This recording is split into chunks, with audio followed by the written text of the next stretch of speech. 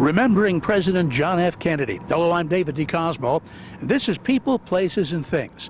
We've been traveling throughout our area to introduce you to the industry, the entertainment, the individuals that make our area unique. And today, someone with an affiliation with the late President Kennedy.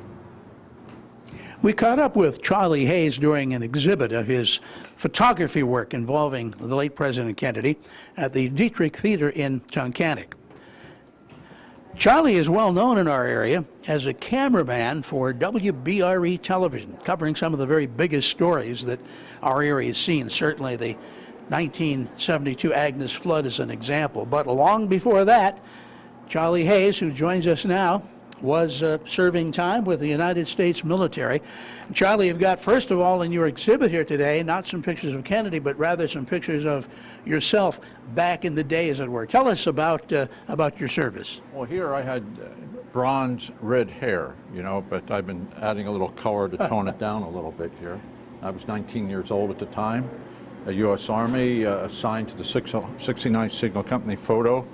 And we had shot several VIPs, Cyrus Vance, McNamara, the great train robbery, that type of thing. So, as you well know, Dave, once it's in your blood, you know, it's just another job.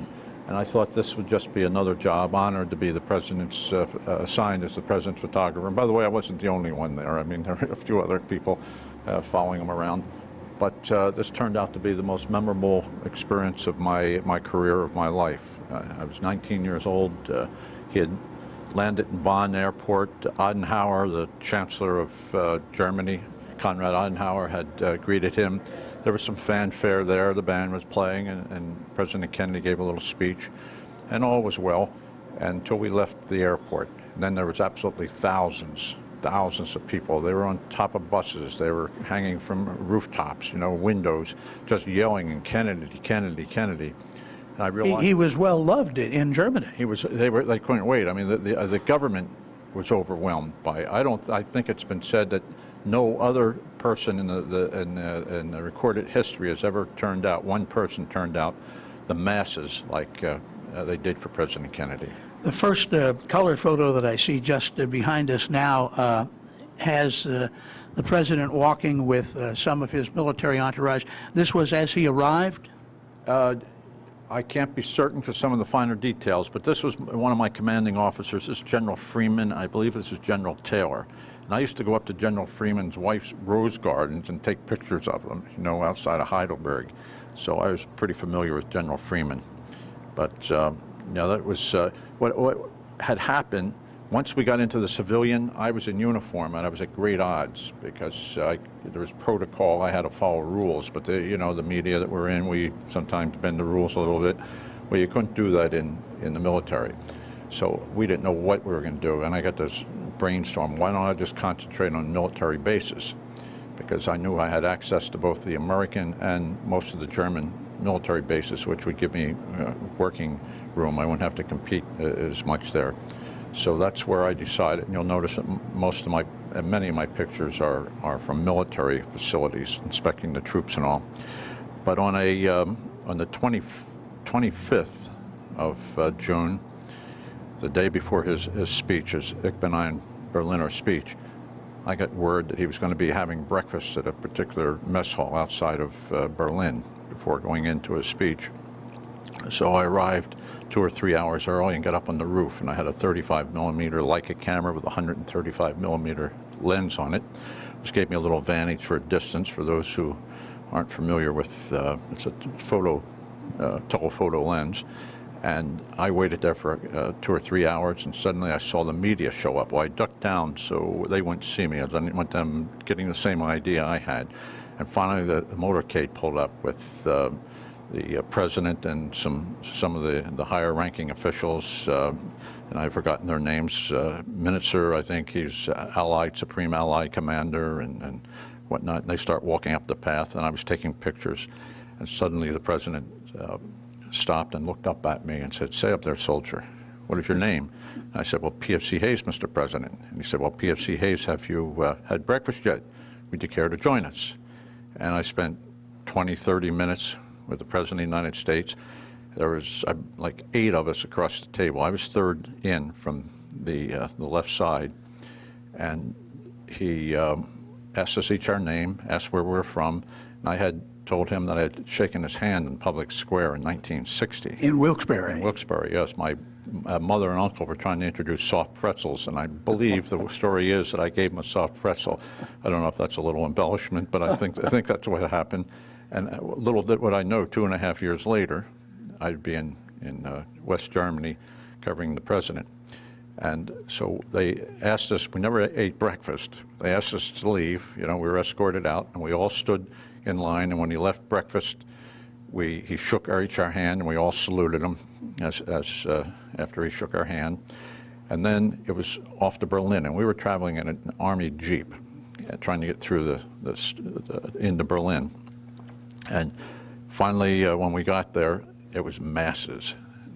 The speakers were so loud, and I believe those speakers were so loud so the East Germans could also hear it. And they had certain areas that had vantage points to where he was speaking.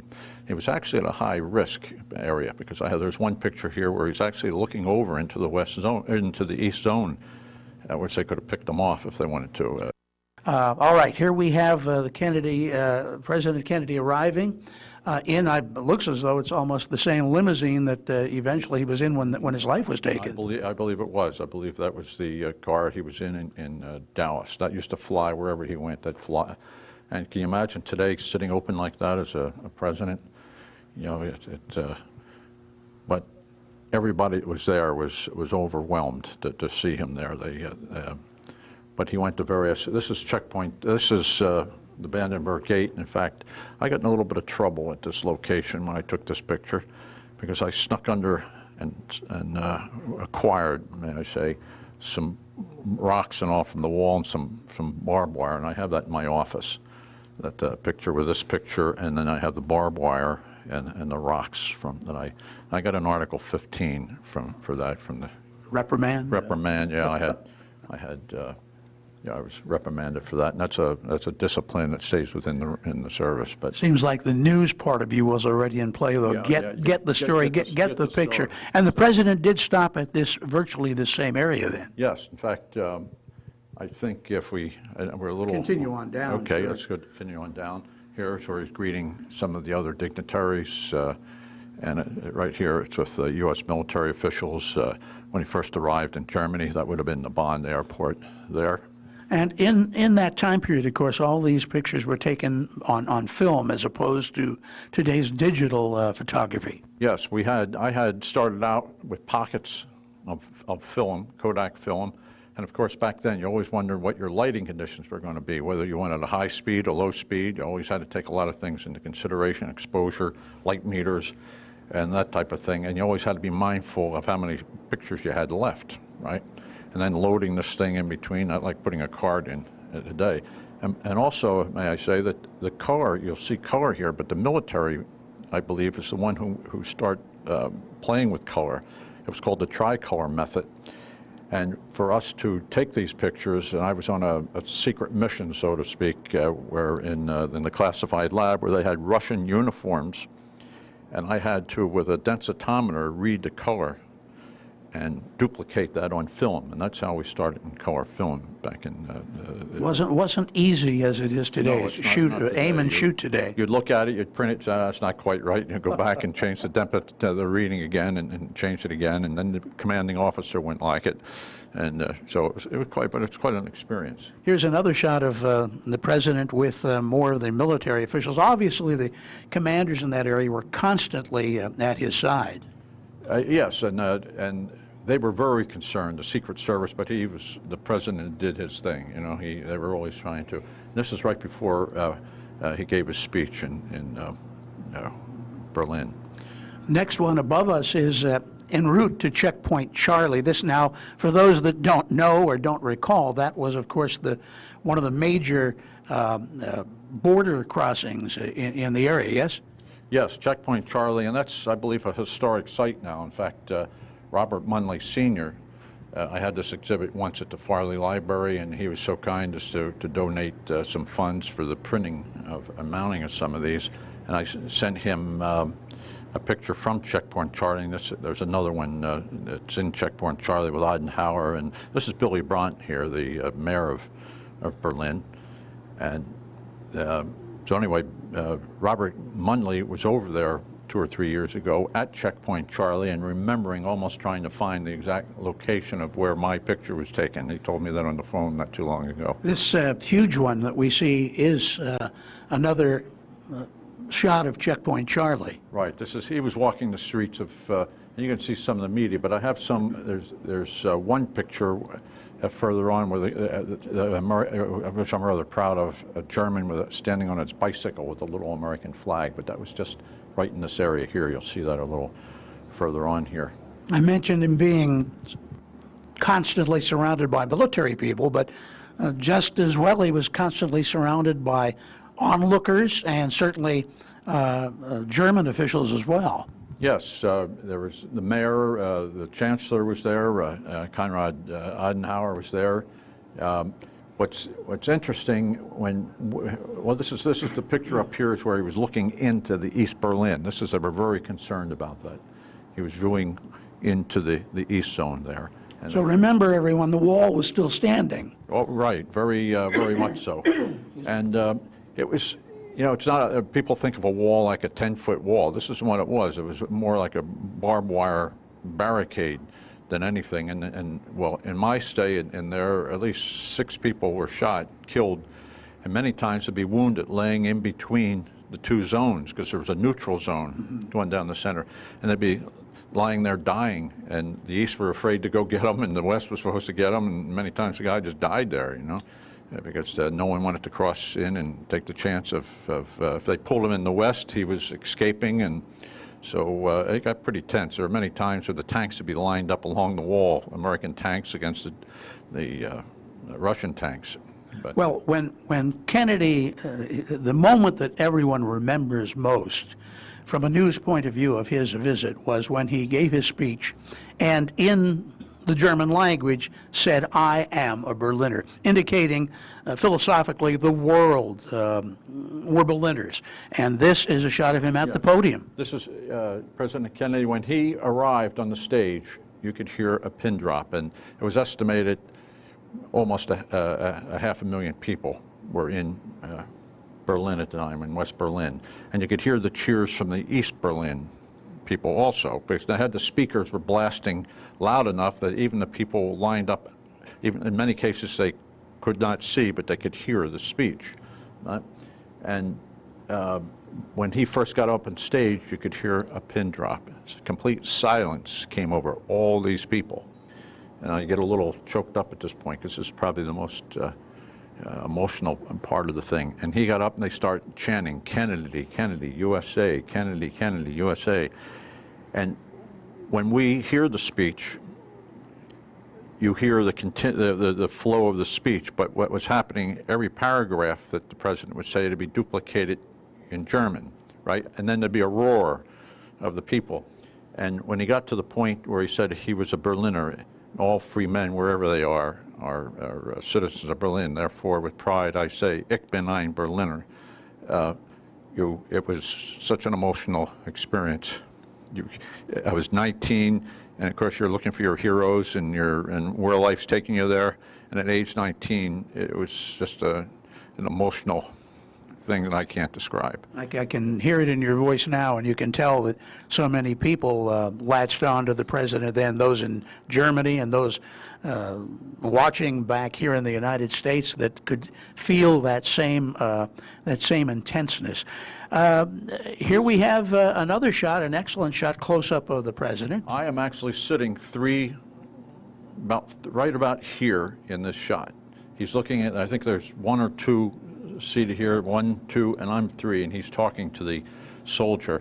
We're all peons, just sitting there. They just pulled a bunch of peons that were working or wherever he got them. I just happened to be one of the peons that was up on a roof, and I was seated there, and he asked me my name and where I was from, and out of all the people, that we'll say 6 peons were there, he remembered. He had total recall. He could come back to your name.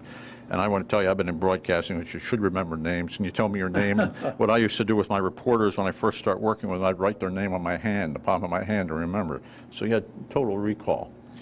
Your photography is certainly, a standpoint from a news point of view, very newsworthy, but by the same token, very artistic. And this next shot I'm very, very impressed with.